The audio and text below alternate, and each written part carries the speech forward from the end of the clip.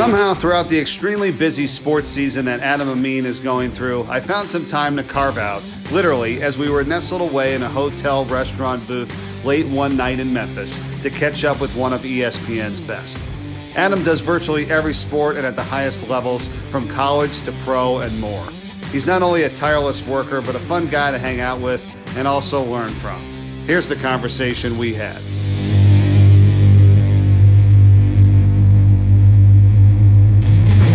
I don't know. Do you even get home for like a couple days anymore? I'll get home Monday, and then I got to leave again Tuesday. We got NBA next week, and then we go into the women's tournament, and it's every weekend for 3 weekends till we get to the championship. How long? Like you had? So this is probably a good 3 or 4 years at this pace, or even longer for you? Probably a little longer than that. Like 5, 6 maybe. Something like that. It's like I think I did 95 events my first year.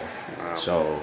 And I think that was, and I had 1 year with 80, and then I don't think I've done less than 90 since. That's nuts. So it's been pretty consistent. I mean, it's a breakneck pace sometimes. Honestly. Yeah, it's like we always want like really good games, different, do it as more, and we want to do more, but then all of a sudden you realize. Well, we're playing a math game, I think, right? It's just like, all right, if I do this many more, there's got to be a good one in there, right? There's got to be a good one mixed in there somewhere, right? By sheer volume, there's got to be a decent This game. year was crazy with football. I thought, even like when the matchup kind of like looked good on paper, and then it ended up being like a great game. There wasn't a lot of great games, I felt like, for some reason. I feel like it was heavier a year before. Yeah. I don't know, maybe that's just me. I'm sure that... it depends. I mean, mileage varies. I would think, right? Right. You talk to one of our buddies, they might say different. Because they got a bunch of great. I don't know. Yeah. I'm not sure how this mathematic equation works, man. Where how many good games we can get. Like, what's the minimum we have to hit to get one great one each year? Do you do anything to remind yourself of all these places you've been, on the road, like the different cities and stuff? I got a couple of things. I'm an Instagram idiot too. There's a photo here and there of pretty much every game. We try to take a photo or something, whether it's our partners or where we're at or whatever it may be. So helping you on the road yourself personally, like different airports or locations, food. Because you've been to so many places, so many times. Food became like a thing for us. It was fun to travel around and kind of become like a food guy. Right. I don't know why it became a thing, but it did somehow. I don't know. I think it was because of football season a couple of years ago. But we would go to all these kind of smaller, off the beaten path places, El Paso, Texas, and things like that, and eat the local fare on TV. It's like, oh, we'll eat tacos in El Paso, we'll eat potatoes in Boise, and kind of embrace the weirdness of it all. And then people are like, oh, what do you do on the road? And I started telling people where I've eaten. Yeah. And then I had a book idea that I wanted to try for a little while, and then I realized it was a ripoff of Todd Blackledge's book, and I just didn't want to. I was like, I probably should do that. I know. Todd's the master. Yeah. Todd's the original guy. He's the original gangster of on the road college football food runs. He's the best. So. Yeah. It was fun to kind of track that. That's the best you can. That's the most you can probably do, because people think you get to these cities and you're like, oh, you got to go check this out. You got to go do this. We get one thing. I'm kind of working. We get one thing maybe. Yeah. If we get one great dinner in, I'm happy. Right. It's like, all right, we knocked out. I got that one great breakfast spot that I wanted to go to, or. It's like we went to Stanford. I work with Rod Gilmore, and he's a Stanford grad. Yeah. So he wanted to take us to Hobie's. I think is what it's called. It's Hobie's Bakery. Oh, okay. It's an amazing spot. So he wanted to make sure we went there. So that's I remember that for the next time I go. I remember Baja Cafe next time I go to Tucson. Yeah. Whatever it may be. So I think that's probably the great. See, here it's Gus's, right? We're in Memphis now. It's Gus's Fried Chicken. Yeah. So we went to Rendezvous, which I love Rendezvous. It's awesome. I like Rendezvous. Yeah, there's so many. We went last time. Last time I was in town. I was with JT3 and that's cool. Dan Horde, the voice of the Bearcats. Yeah. Carter Blackburn, our buddy from CBS, who used to work there at ESPN. He was doing a game in Mississippi State. Flew into Memphis, saw we were all here, decided to crash the party. I was like, yeah, come on through. It'll be great. So, yeah, it was a good time. Oh, cool. Yeah, no, I saw Dan a bunch. I did 5 Cincinnati games this year, so I've we were Mr. Cincinnati. We were out there probably 2 or 3 times, hit them on the road a few times. There's some really good spots out there, too. I've known Dan for a long time, too. I take pride in one thing, and I can't remember. Are you a Syracuse guy or no? No, I'm not. You're not, right? I went to UMass, yeah. You're UMass guy. That's right. Yeah. So... like the lone. And I'm the Midwest guy, so it's all good. So Dan obviously is a Syracuse guy, and he can't say it publicly because he says that the alumni would shun him, but he said I'm his favorite guy under the age of 35. Oh, that's great. But he can't say it publicly because all the Syracuse guys are going to be really upset about it. Right. And that makes me a little bit. I don't dislike the Syracuse guys at all. I love Kevin's here. Matt Bartley, our producer, he's a Syracuse guy. They're great friends of mine. But it's nice to just get one on them. Isn't it? It's nice to get like one on them once in a while. It's such a network, man. There's like half. I want to know what our percentage of Syracuse guys. Oh, it's got to be like even if it was 10%, it would make right. 10% would be a lot. It's by sheer volume. It's a lot of people. Yeah, it might be. I actually finally went to AER at Syracuse. We had a game there a couple weeks ago, and I'd never been to the radio station. It was really cool. Pretty impressive. I went down, and they're like on the wall. There's like huge blown up photographs of like McDonough, Tirico, Iron Eagle. They've got the Wall of Fame. My buddy Beth, we did the World Series together. She's on there. Iron Eagle, my mentor, basically. The guy who got me into the business. He's on that wall. Stockton, Marv Albert, Costas, all the big names, and Tirico, anybody you can name. It's just amazing to see. Yeah, everybody. So we make fun of it sometimes because we roll our eyes, right?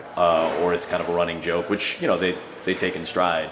But it truly is impressive. Like I was legitimately, like, in awe of seeing all these legendary people on the wall. Do you get a lot of people calling you like for advice in the business? I'm sure you do. Like hey, I'm looking to get into this. Yeah, I got an email inbox. People. Email inbox full of messages. I still, I always feel bad. I'm backtracking constantly, trying to backlog them and catch up. I feel bad I can't answer everybody immediately. But yeah, it's hard. I take pride in that because a lot of people did that for me. Probably 10, 20 people did that for me when I was coming up. So I don't want to shun anybody or tell or I feel bad. I feel bad when I can't get to them immediately or shortly after. Join our friends from the Delaware Kids Fund and Harvey Hanna and Associates for the 10th annual Delaware Kids Fund 5K in Newport, Delaware on Saturday, August 3rd.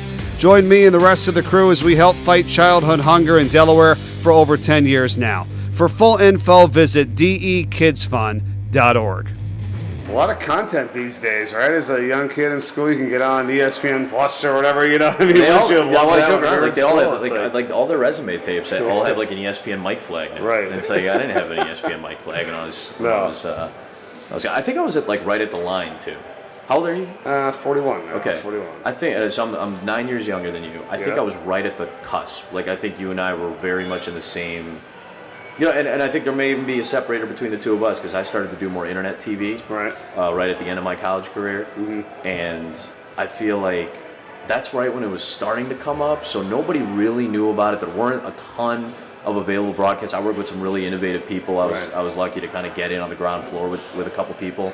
And they were, they eventually did the Turner stuff and the online Division II stuff. And they eventually merged with Raycom. So like they knew what they were doing 5-6 years before anybody else caught up with this streaming stuff. Yeah. So I think I was like one of the last guys before this ESPN 3 and ESPN Plus thing blew up. Gotcha. To where now like everybody who graduated after like 2011, 2012 all has like the mic flag and their school was part of the package and like they get to have these kind of polished 4 or 5 camera setups for their resume tape getting out of college. We didn't. You and I didn't have that. No, we didn't. And that difference in age right there is that for those first 9 years, if you will, after college, and there wasn't any of that stuff for me. So it's like I'm doing radio at Delaware for a number of years, and it was just CBS and Fox and whatever. You're not knocking those guys off or whatever, and it's like, and then ESPN started to develop, and there was just a lot more opportunities. It's been fun though. It's like I don't know. It's like I like trying to, and you've been great with me. I know we have talks just in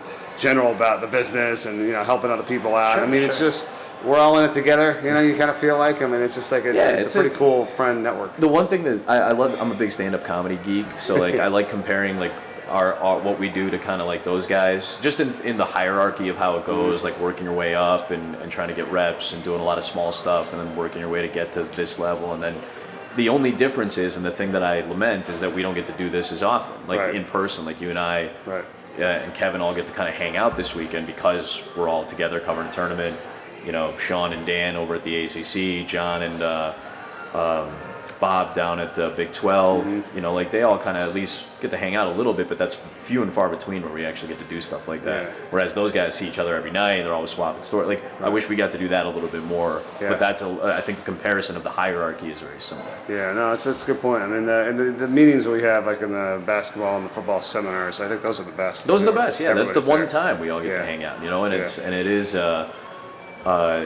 You know, we can call it kind of lament or commiserate or take pride in kind of all the same similar things. I get, you know, we've had this conversation too. There's just so much that goes on behind the scenes or doing a game, and then everybody's got their take on it, from it's the producer to the play-by-play guy to the stat guy to the graphics guy. Yeah. Like everybody kind of like goes over it, and it's probably pretty critical. You know, like you said, sometimes too much. You know, it's like the cooks in the kitchen. They do all that they do back there. We don't even know, but here's your meal. You know, it's just like, it's not, you know, it's like you wonder, like the average fan, what are they even thinking? They're just like, yeah, it's all good. Yeah. Like I didn't think that, you know, and we're all like going crazy, like trying to like do different things, and I think we put like so much into what we do, and then the average fan just like, they're just like, hey, as long as it comes out okay, it tastes good. It doesn't seem to, nobody seemed to throw it on the ground and then pick it back up. I think we're okay. You know, that's all you can go by. No, love comedy. I wish I had a chance to go to more shows. Do you get a chance to go to those shows? Do you have a favorite comedian? I try to go to as much as possible. You know, Chicago's a great place for it, whether it's improv. I'm more of a stand-up guy, and I just really like, I like writers more than anything else. Like I like hearing how people process information and then have a different take or spin on it, and put it together and package it in a way that is digestible to a lot of people. When people laugh, that means they digested something and they understood it and appreciated it and thought about it. You know, their brain had to think about it and wrap around the idea and it told their body, hey, that's funny. And I appreciate people who can do that. And anybody who writes in an interesting way, like John Mulaney is probably like my favorite right now. He's a lot of people's favorite comic right now. But I mean, I go back watching. I used to watch George Carlin and Richard Pryor, and I was like the first guy I really watched when I was a kid was Chris Rock. That's great. You know, and then I got into the guys older than him, or older than him, and some of the original guys. But I just really enjoy it. I think it's fun, and I think it's cool. I can never do it, and I just like people who can. Yeah, awesome. Hey man, have a great rest of the season. All right, appreciate it, man. We'll catch you. Good All seeing right, you. thanks a lot. You too. Absolutely. On and Off the Mic is brought to you by Dr. Michael Axe and the team at First State Orthopedics. Dr. Axe and his staff is an outstanding group that I've known for over 20 years. They have top docs that are nationally known, 21 specialized surgeons providing the best care for you and your family. Visit firststateortho.com. Thanks for listening to On and Off the Mic. I'm Mike Corey. Make sure you hit the subscribe button so you don't miss another episode. And you can follow my travels all year long on social media on Twitter, Instagram, and Facebook at Mike Corey Sports.